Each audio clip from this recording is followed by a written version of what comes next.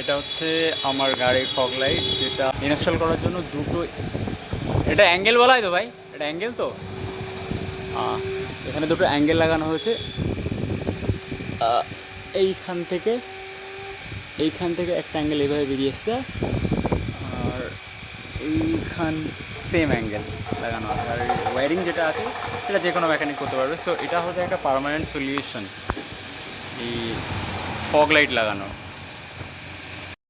এইখানে সুইচ লাগানো আছে, এটা আপস অ্যান্ড ডাউন করলে পরে এটা ইয়েলো লাইট আছে, আর এটা প্রেস করলে হোয়াইট লাইট আছে। এটা হচ্ছে একটা পার্মানেন্ট সলিউশন বলা যেতে পারে।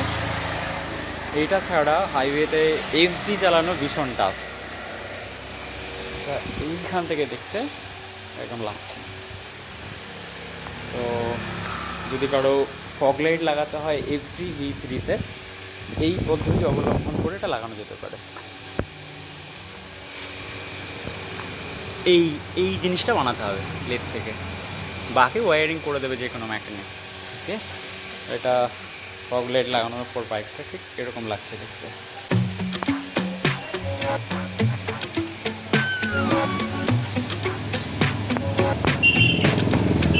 রাত্রেবেলা ফোকাসটা ভালো বোঝা যাবে।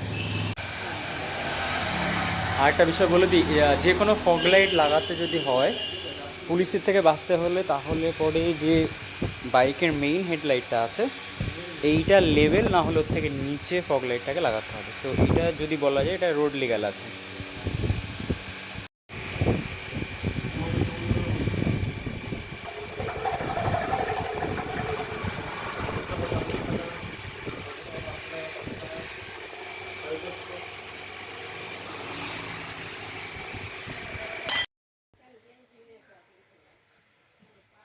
এটা হচ্ছে হোয়াইট আলো, এটা হচ্ছে ইয়েলো, আর এটা হচ্ছে আমার গাড়ির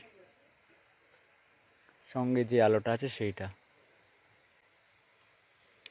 এটা হচ্ছে গাড়ির আলো, এটা হচ্ছে এটা দেওয়ার পর যথেষ্ট আলো আছে। রাতের বেলা এটা এরকম লাগে সামনে থেকে।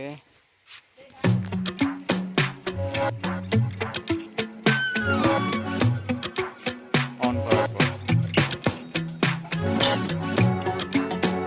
আর আমি যে ফগ লাইটটা লাগিয়েছি তাতে FZv mini fog light sufficient আছে, যেটা আলো আছে।